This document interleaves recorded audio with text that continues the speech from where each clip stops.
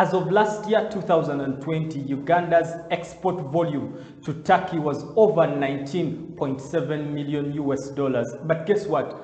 11 million of that was actually oil products and petroleum products, leaving out the agriculture. Now, after the break, we discussed with Hajara, what do we do to mitigate so that agriculture, being our food basket, can be on top and we make more money from Turkey in form of exports. Do not go away.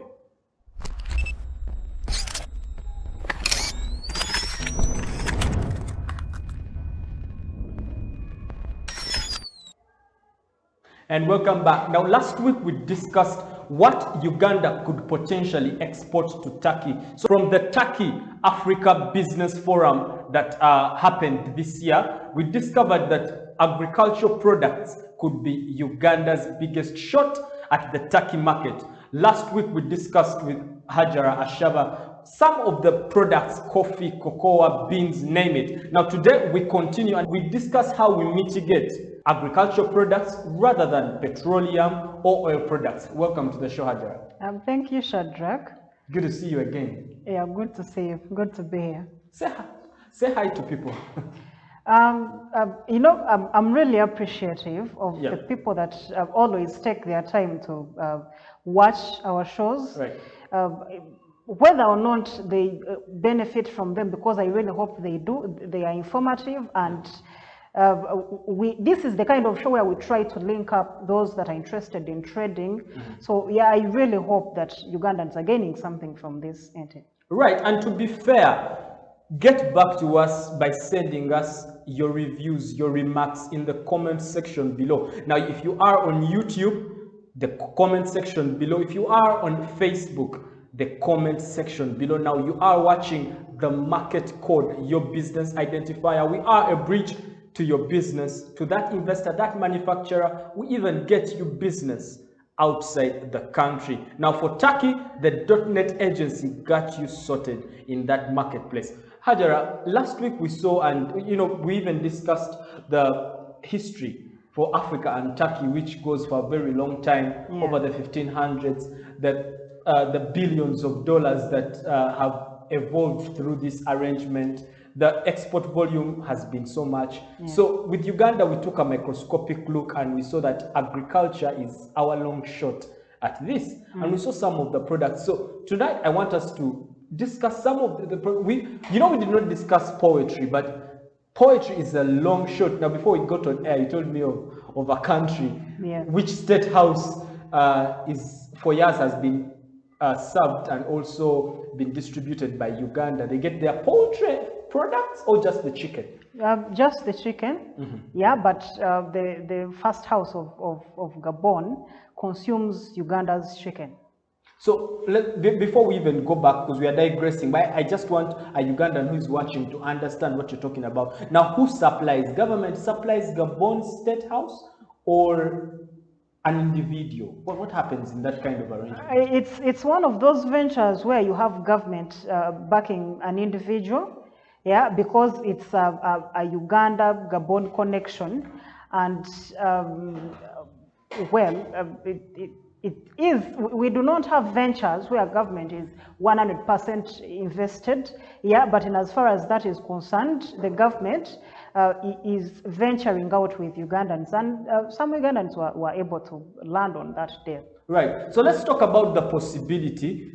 The potentiality by far is big for Uganda to earn with its chicken and the chicken products, the eggs. So for Turkey, they're high consumers of chicken and eggs also. So how does a Ugandan then position themselves? I think that opportunities are always there. Right. The issue always comes with identification. And we are going to say this over and over again, that there is the .NET agency. And the fact that there is the .NET agency means that there has got to be some other agencies out there, or someone that is in export, which export Ugandans use certain Turkish products, I think chief of which are clothes. So you you may know someone that knows someone. You have a country that is calling upon you that, please, for us, we are ready. We have this kind of a free trade area sort of dealing with Africa, and you are producing, you are in the poultry business, yeah? You produce chicken, we can have some for meat, we can have some for eggs. So people can always find out places, places like .NET agency, or places like that. Sometimes you have to visit the consulates, places like that. But I think that for people to alleviate themselves from poverty, we have got to move, we have got to make a bit of research, otherwise the opportunities are there, you just have to locate them. Right, now there's something interesting about this chicken, is that in Mr. Rakakaba was giving his submission because he from the authority, he says that in Turkey there's an opportunity where you can actually export a day-old chicken, 1 day old chicken, and that one per metric ton is valued at over $4,000 per metric ton of 1 day old chicken. So it goes on to say that it's not just the old ones, because as you discussed, there are others for chicken, and then there are others for meat, and others for eggs. So even as they grow and they're young, let's just discuss the dynamics of transportation for Ugandan watching there. If there's this opening, yes, I can export a day-old chickens, and the price is massive. For a ton, I can get $4,000, which is like what, over 20 million. And I have like, say, 4 tons. The export from Uganda to Kenya, let's just talk about the tax from Uganda to Turkey. Let's even just talk about the taxes for someone like that. I'm not going to venture into the tax incentives that government should put in place, because then I would be discussing hypotheses. But we have had discussions here before where the .NET agency gives us people, Turkish manufacturers that we discuss with, and they are looking for partners. And this is someone that has been in the business and has been exporting to not 1, 2, but over 10 countries. So they know the dynamics. It is not supposed to be simple. The export business is tight, but I think that once Ugandans look at the possibility of finding the tax that are on ground but want to deal with Ugandans, because they want the products, but because the Ugandans don't know about the opportunities, the products are not getting there. So we have people that want them there, people that would be interested in making the path simpler, as long as we are able to locate them. So I think that Ugandans have to embrace what in Kamas people call middlemen. We find the middlemen between Uganda and Turkey. We can even have Ugandans in place that involve themselves in that kind of venture, like we do have the .NET agency, but you make sure that if you're interested in something like that, because it's really sensitive, it's like transporting tomatoes.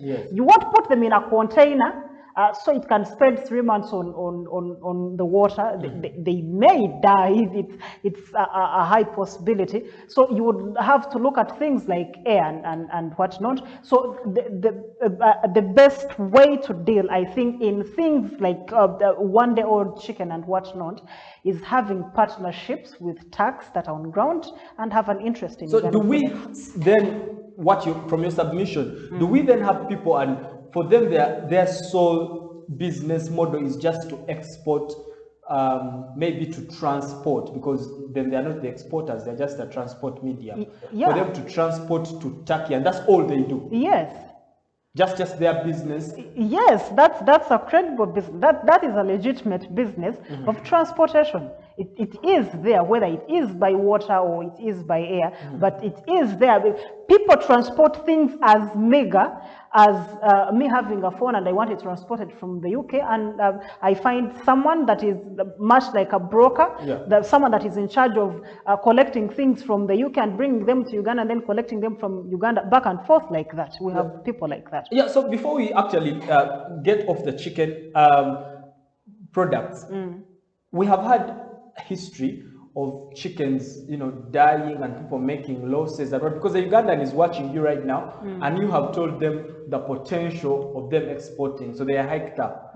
But then in this case, how should someone then tread on this path with the risks that are attached to chicken breeding? Yeah, like what I said when we were starting on this very concept, when we look at the trends, we have not done this. We have not really exported our chicken, even when almost every neighbor that you have back home is breeding chicken. Yeah, and then we go further to discussing agencies like this and the tax that we have seen before that are actually calling on Ugandans that please, for me, it does not even require a certain amount of cash. As long as someone is ready, we can be partners. You be on the ground, I be, and we do such a thing. Yeah. So Ugandans can look at partnering like that. You could directly partner with the tax that are that side, or you find an agency like this. Now, the reason for doing that is that you may not have the resources or the personnel or the knowledge of the sensitivity of your business and how best to go about it. Now, the people that you get, the people that you identify, the people that have the experience in handling those kinds of matters, because you're not the first one, they have done it before, so they advise best. Yeah, but it still would reckon that please, if you have something perishable, make sure that the means of transportation that you find are going to be in line with the sensitivity of trade that you're involved in. For example, you're going to be working on a contract. Someone tells you, I need goods from Uganda, say refined coffee, within a month. In as far as the laws of contract are concerned, if you bring it a month and a few days later and there were no supervening factors involved, someone is entitled to repudiate the contract. So you just, I would advise a Ugandan that is interested in that kind of thing to find people with the experience, to find people that have roots on the Turkish ground. All right, now you can never say enough about chicken. Meanwhile, with rice, you can actually have 5 metric tons on just 1 acre. And for just 1 metric ton, you're able to get over $1,000. Now, after the break, we discussed that with Hajara. Do not go away. You are on the Hub channel. Hi, my name is Shadrach Shagaf Kisame. I know you may or may not even know me. However, that is not important. The important part is allow me introduce or even bring to you what could actually turn out to be your business kickstarter or even business lifesaver. You see, in our day-to-day endeavors to make that extra dollar, for some, that only dollar, the biggest barricade, the biggest frustration, and even the biggest hindrance turns out to be the knowledge gap, the business gap. Provided the outcome is income, your dream is valid. We will be coming to you live with business exclusives, business nuggets, and business insights. Above all, business interviews from your international top business moguls. Ladies and gentlemen, I have good news for you. The Hub Channel by DBS.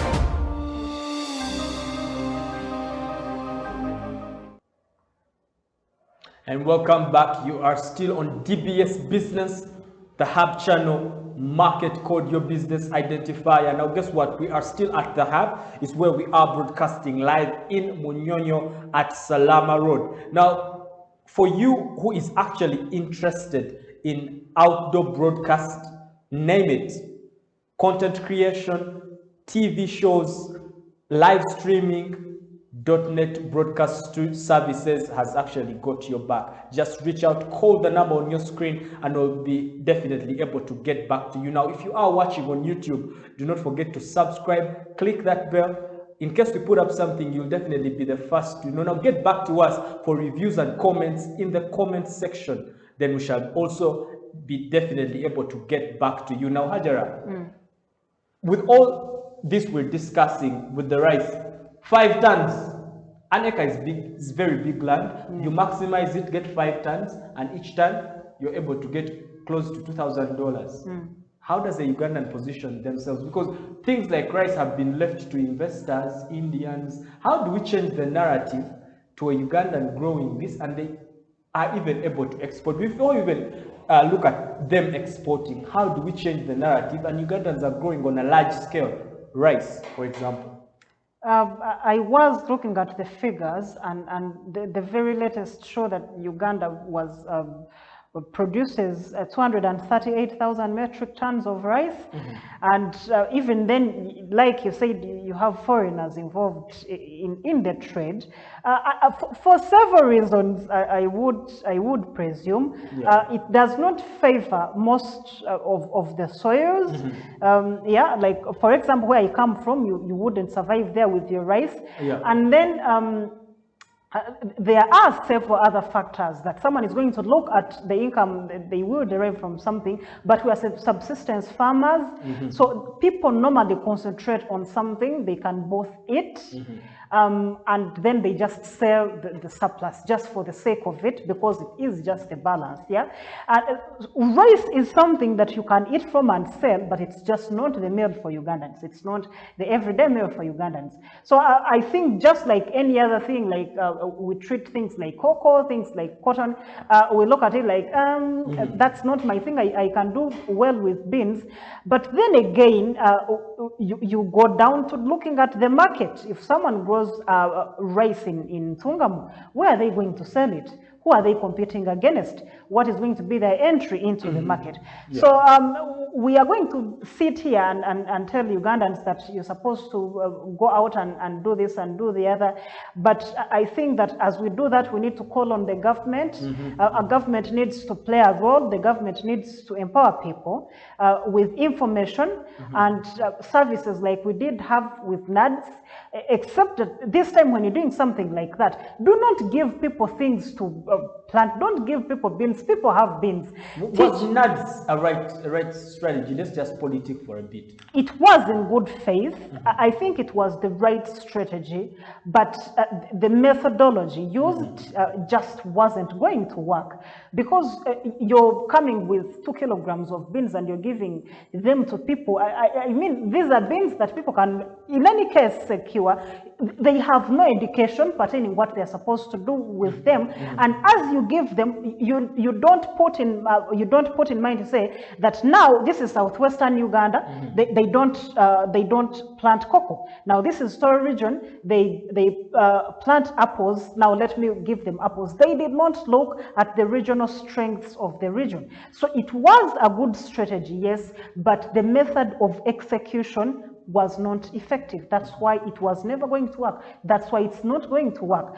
So the government needs to look at extension services and how it can help Ugandans in the actual way of helping Ugandans with information. Ugandans don't have the information.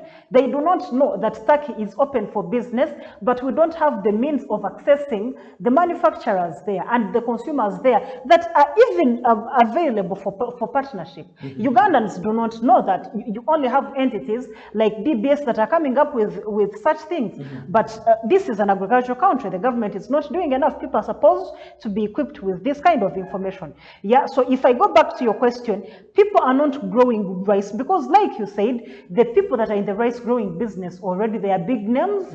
Yeah, you're going to come up and before you hear it, you pass by what's that place as Lukaya. You're going to see square miles of farmland. They're going to the Salim and Pakistanis. Yes, so you have it's almost as though the trade has been monopolized. So I think that Ugandan farmers need to get empowered.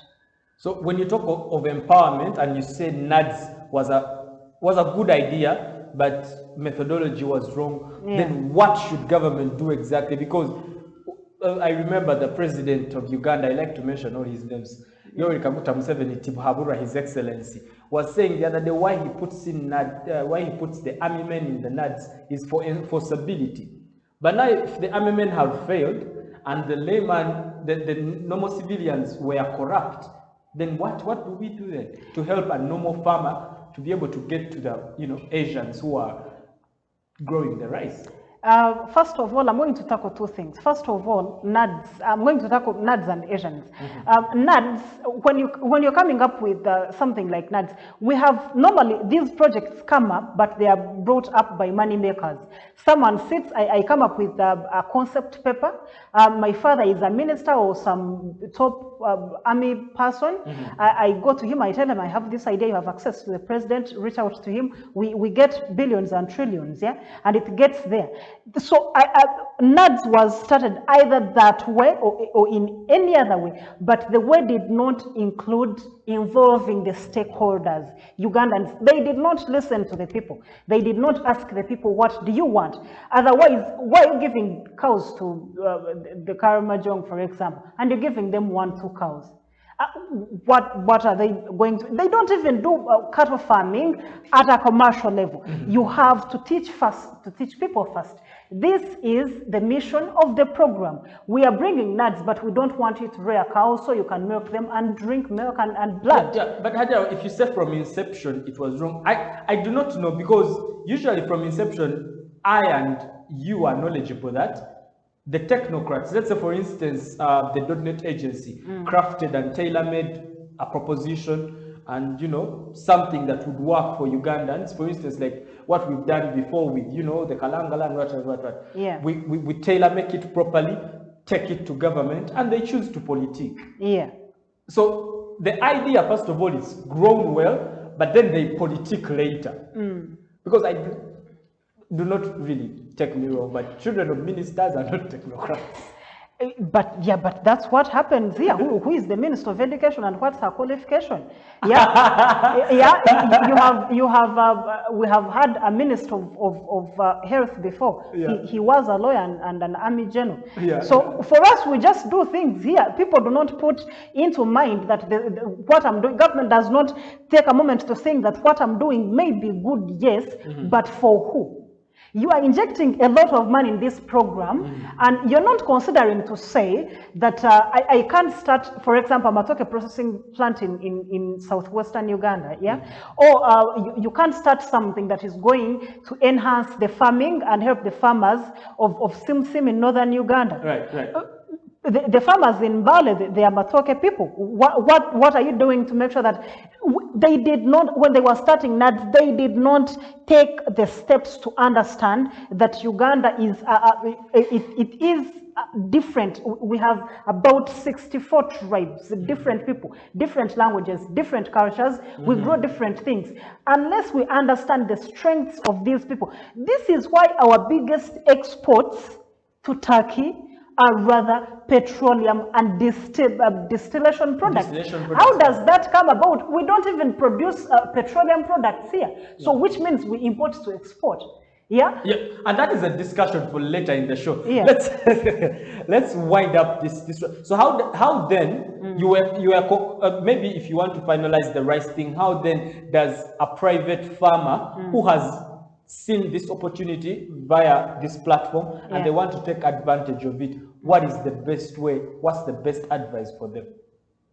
I would really recommend partnerships where they can get them, and you can get them by connecting to authentic people that can connect to the facts on the ground. Right. So find a way of accessing those people. If you cannot, normally when we go for short breaks, there are numbers that appear on our screens.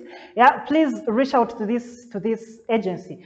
Or on the other hand, you can have a union of farmers from your village or your locality that do the same thing that you do, because when you're together, you have a stronger voice, but still then you find people in the export business and make sure that you find your way to Turkey. And Shadrach, other than the rice, we were discussed the Asians and their dominance of the rice business. Yes. Now, for sure, let me even look in the camera and ask this question to the government. Government, why do we have foreigners involved in trades that are supposed to be done by Ugandans? Why do you have Asians dominating agriculture? So why? Let me answer you before government comes. They have the money. You do not have the capital. Yeah, why? You just don't have the You capital. see, You don't have the capacity. Asians come with a long lineage. Let's talk about the Madivabi. They come with a long lineage of wealth that has transcended generations. So a person like that is able to invest, say, $200,000 in a project. Have you heard of a concept called protectionism before? Yes, maybe. Yeah, protectionism is when countries come in to protect their nationals from one foreign exploitation. There is this gambut making factory in it is in the jurisdiction of Nakawa. Yeah, and it is a Chinese factory. When Ugandans come to work in the morning, they close them in. They do not open it up until later in the evening. And do you know how much they earn? These people don't even make 10,000 a day. So just because people are coming in with money, you're letting them have retail shops, things that are supposed to be Ugandans. You want investors, yes, we know that, thank you, but they are supposed to have limits. That is why when you look at the investment laws, they are saying if someone does not have I think $500,000, they are not supposed to be allowed to invest in the country. If you look at projects, businesses that are run by the Indians, you have Ugandans that have gone to school, they have the qualifications, then you have Indians that are imported in like products, they learn from the job, they are afforded accommodation, they have the transportation. Ugandans are earning barely 300,000. Do you know why? Because we don't have the minimum wage. The government is just, before I descend on them, I just think that we are not doing anything to protect our people. Asians are not supposed to be at certain levels of agriculture. I think that the government has done a lot of laxity in this stage, but Ugandans are not supposed to be not doing certain things because they are blocked at a certain level by foreigners that have dominated the trade. So Hajara, you talk of protectionism. Yeah. Brilliant point right there. Now the role of NADS, I'm knowledgeable, it is the National Agriculture Advisory Services, something like that. Yeah. So what is its role? What was the agenda? What is the goal? It was supposed to give people extension services, train, consultation. That's what they were supposed to do. And army men are doing this? Oh no, but we both know that before the concept has the name. Then there is what it's doing out there. It's distributing the implementation. Crops. Yeah, it's distributing crops and animals to people. And like we said, it would not be a bad idea. But given our limitations when it comes to resources, then it becomes a whole lot of a bad idea. Because you're not going to give people 1 cow each, or 2 goats, or a milling machine, and you give it to, let's say, 11 youths, and it's making 4,000 a day, and it's supposed to help them. You have these governments, you have these projects, even the youth livelihood project. Yeah, you have them. They are good concepts. They are excellent on paper. But what are you doing out there? NADS was supposed to give extension services. It was supposed to be a consultation firm, but like you said, then we politicized it. Right. Before we go for a short break, Hajara, do we have people in government who are paid taxpayers' money, and their job is to advise? Now, say for instance, there's an advisor, and they're supposed to advise with NADS. Do we have such people, and are they even doing their job? What do you think the ministries you see are for when you hear people like the permanent secretaries, the undersecretaries, the ministers? They are storied buildings that are packed with people that are supposed to advise on the things that come up. Because when you look at the lawmaking process, for example, ideas normally come from the executive. Which executive includes these ministries? Yeah. So an idea comes from there. They're supposed to look at its implementation, the cost, the financial implementation, and a whole lot of other applicabilities that that said concept is going to have. If you bring up something like NADS, that's the Ministry of Agriculture.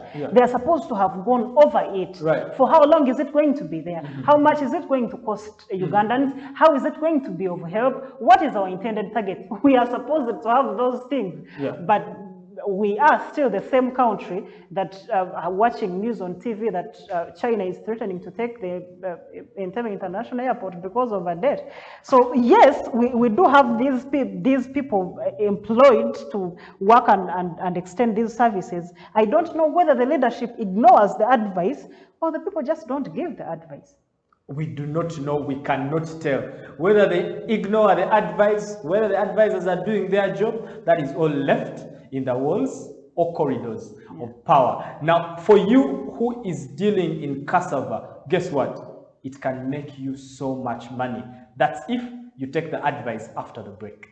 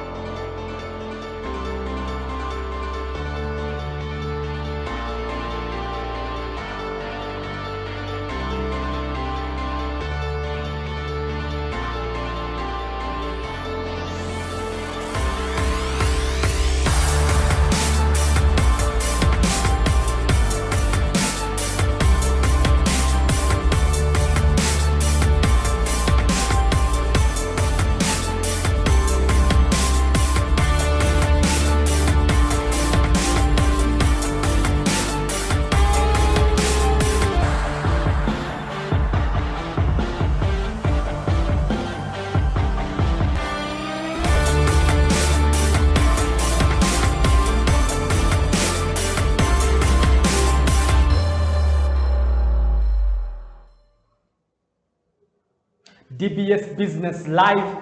You are on the Hub channel, and guess what? It is the market code, your business identifier.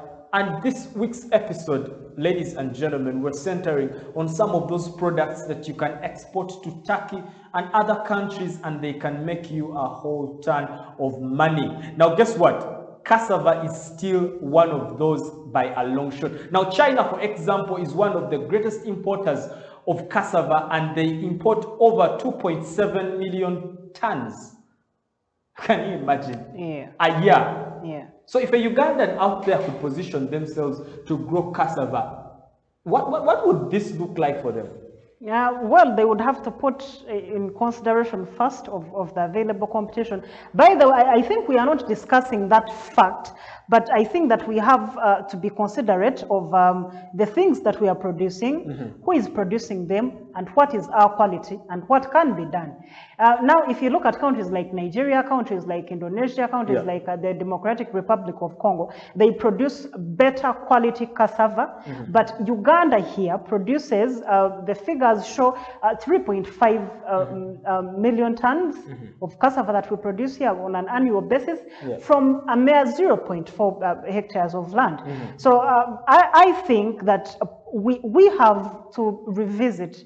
We have to know which kind of cassava, what makes the countries that export to China, because these ones are taking in quality. It's just like how you see, there was this case, an English case in an English court, where a Nigerian man who exported soda to England was stopped. He wasn't allowed, and they said the reason they gave was that the quality of the soda, this is Coca-Cola, that the quality of Coca-Cola and Fanta that he was bringing in from Nigeria was lower than the quality acceptable by the British terms. And so he had to take them and Coca-Cola to court. Why are you giving two different continents, two different products? Yeah. Right. So we need to understand that these people import quality products. And yes, we have 3.5 million tons from a pieces of that. It's actually really small. Yeah. So we need to understand who is in business. What are they doing better than us?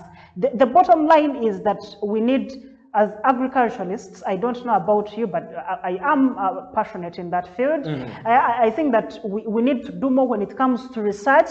We are not doing enough research. And because of that, we are exporting things that we could do without, and we are stranded with things that we could make actual money from, like cassava. Yeah, so you make an interesting point when you talk about the quality. Now, who vets international quality before we even take it there? In Uganda, who would be the vet and say, okay, this won't pass, this will pass? Well, I do not know if the powers of UNBS extend to, but I just, listen, I don't want to lie to Ugandans that they should rely on any government department to tell them that this kind of quality is acceptable and this kind of quality is not acceptable, because they are going to take money from you anyway and they're going to let you export.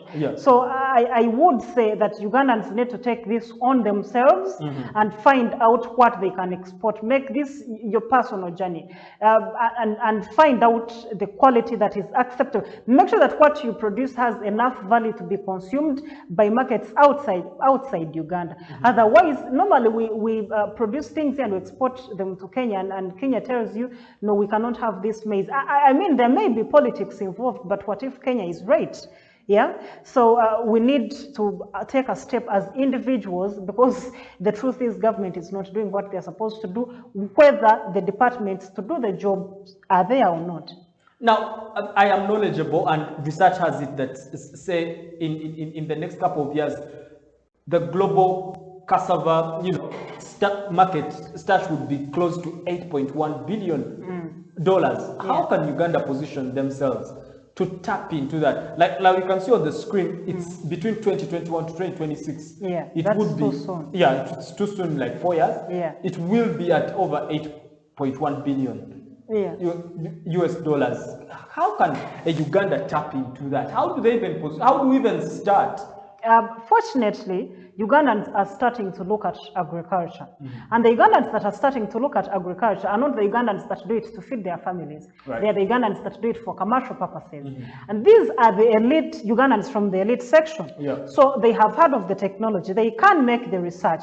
So I would recommend that you look at the countries that have been producing these things for a long time. Then you look at the Ugandan farmers that have been producing cassava for a long time, those that are experienced in the field. Right, right. Visit the farms.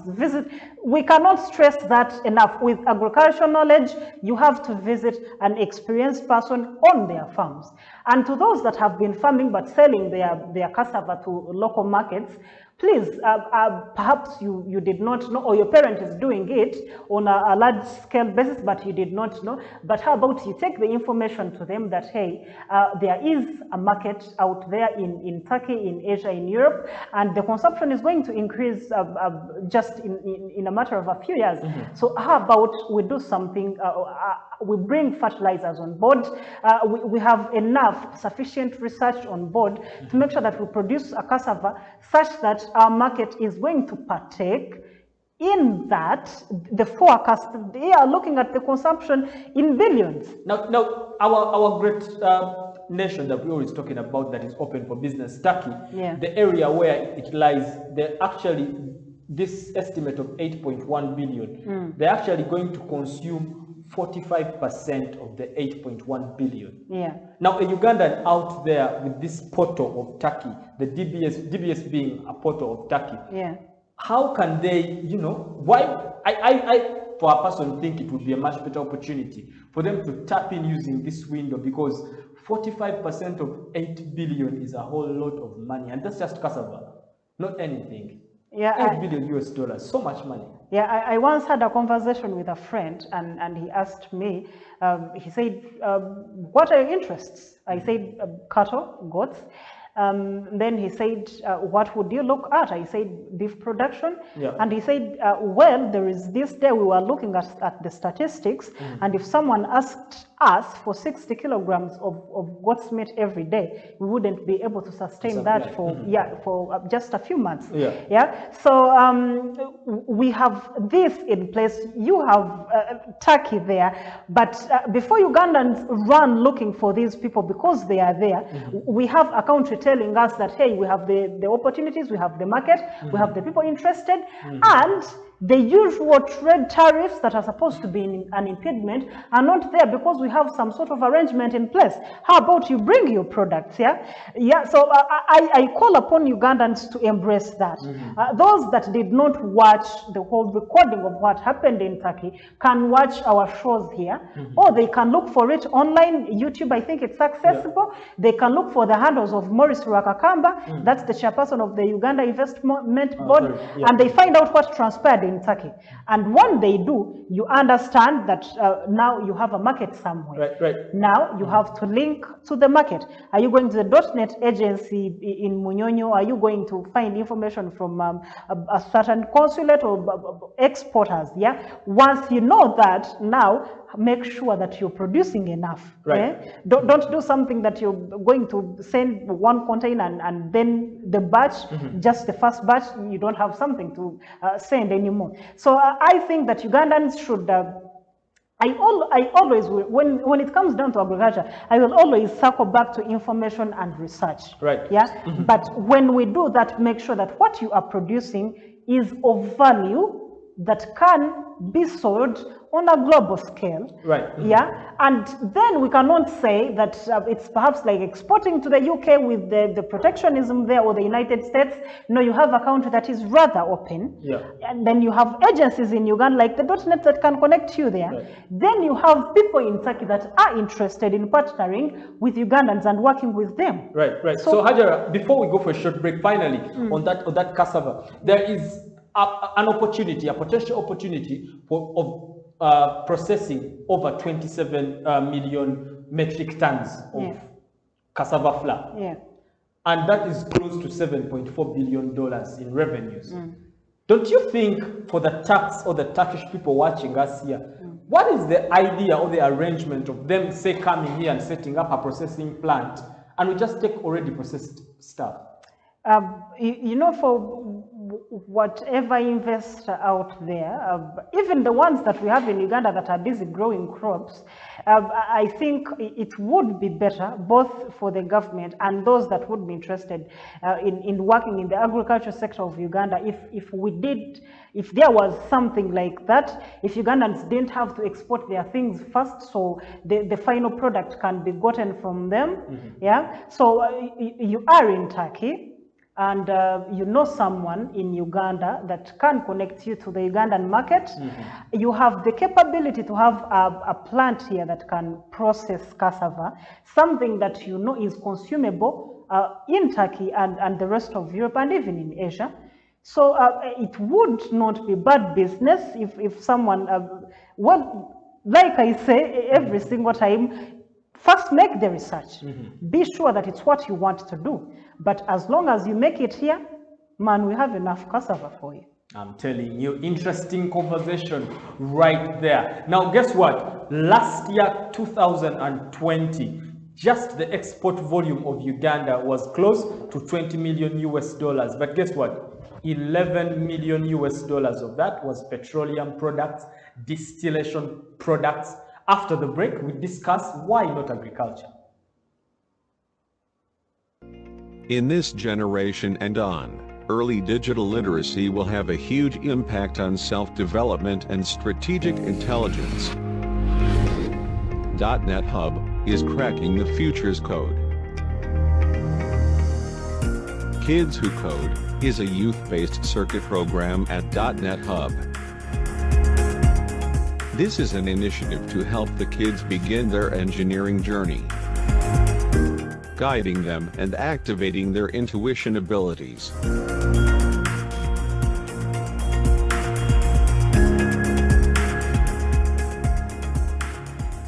Learning how to assemble robot systems, and learning how to communicate with these machines. Learning coding is the only way to stay competitive in this emerging technology growth and global technology market. The future doesn't just happen. Future gets happened. Embrace technology.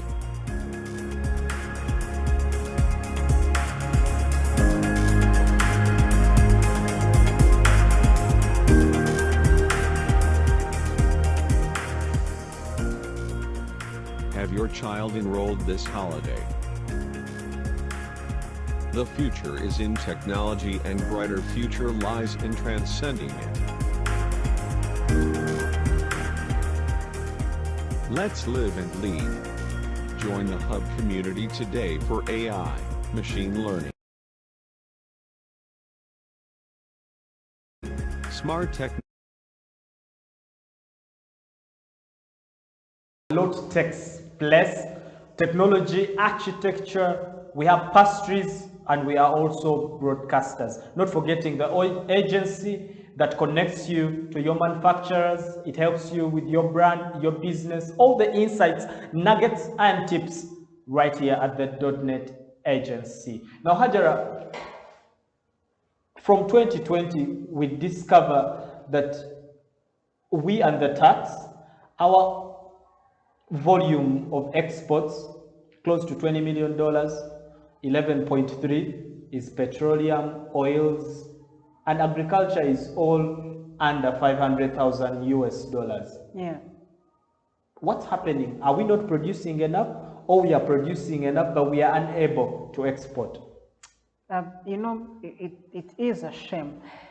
In the past years, we've been doing, you could say, well, better than the previous years with agriculture, but basically with the neighbors. Congo, South Sudan before Rwanda closed, Tanzania, Kenya. Now Kenya sometimes comes in and puts embargoes on our maize and milk products. Yeah, still because of quality. Yeah, that's what they claim, but I think it's politics. Yeah, because they did that with themselves, then they closed off Tanzanian products. Yeah, there are subtle trade wars that are ongoing between Uganda and Kenya. But I think it gets down to who is involved. If you find someone that is exporting distillation products, it means they know what they are doing. They are up there.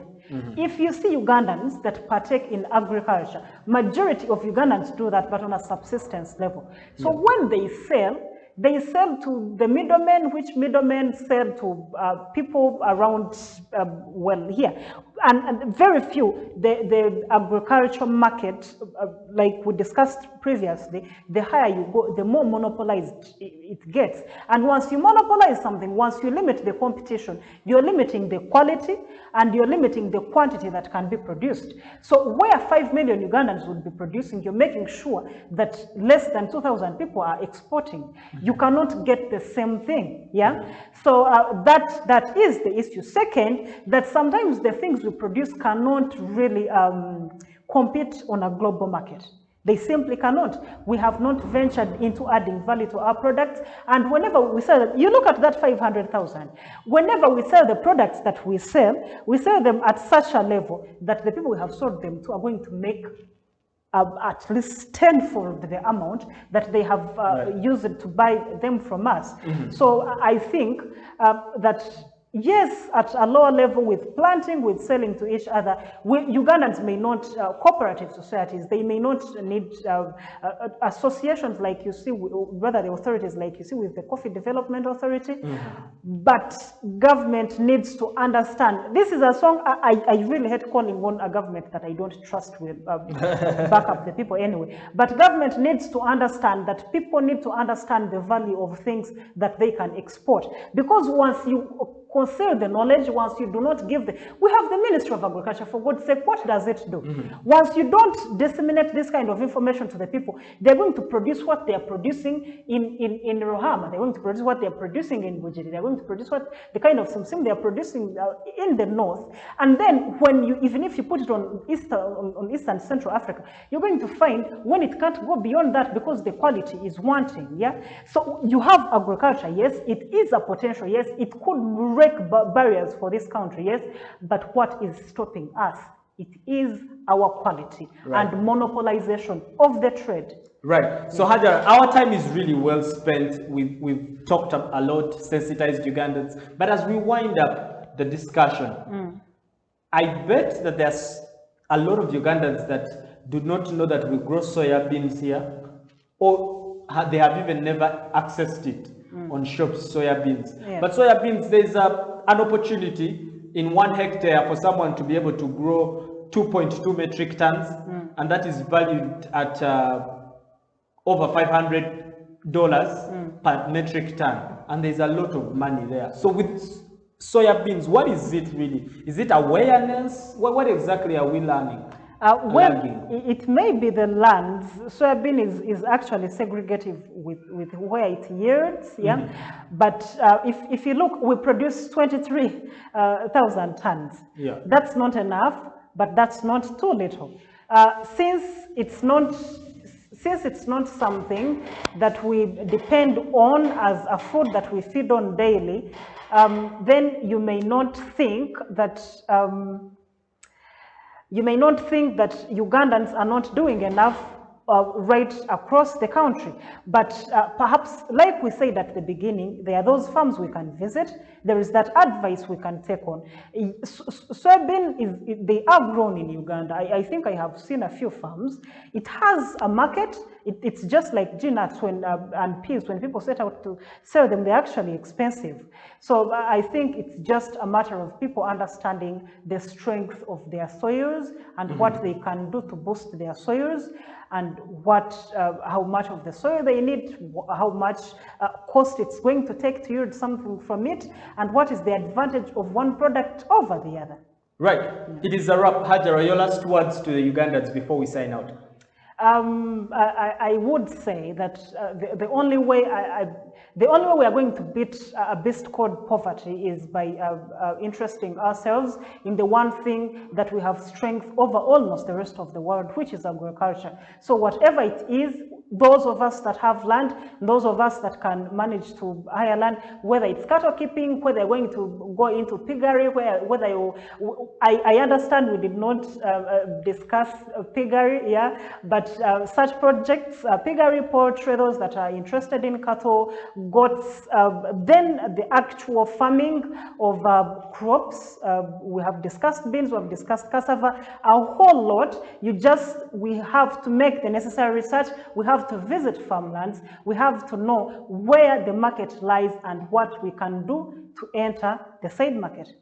I'm telling you, my, oh my, there's a lot to do. Now for business owners, agriculturists, you better sit back, relax, go and get that research because the market is out there. There are no excuses anymore. With market code here, we make sure that your business is identified and we bridge you to the person you want, be it an investor, manufacturer, name it. We always have you sorted. Now from me and the entire Hub management, would like to sign out, would like to say good luck in your business endeavors. Until next week, same place, same time. Of course, same hosts. Bye. Ciao.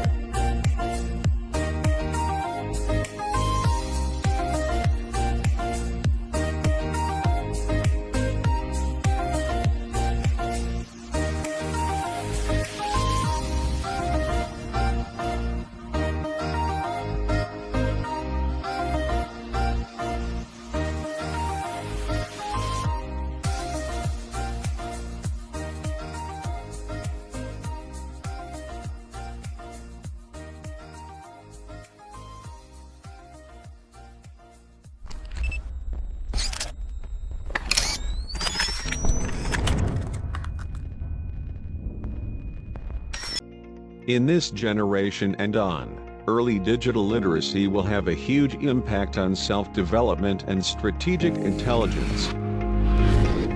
.NET Hub is cracking the future's code. Kids Who Code is a youth-based circuit program at .NET Hub. This is an initiative to help the kids begin their engineering journey, guiding them and activating their intuition abilities.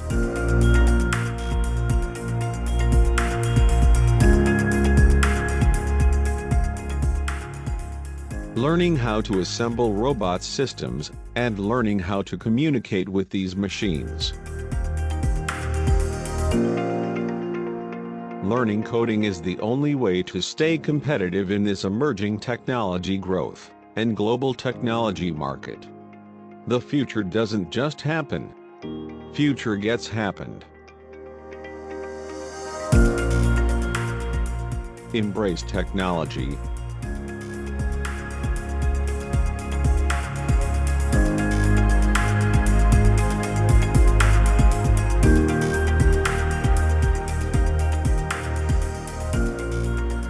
Have your child enrolled this holiday? The future is in technology and brighter future lies in transcending it. Let's live and lead. Join the Hub community today for AI, machine learning, smart technologies and software development.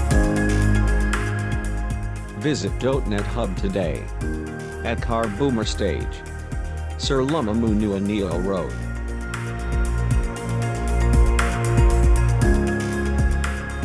Contact the Hub on 0200 904 050 or at www.netug.com.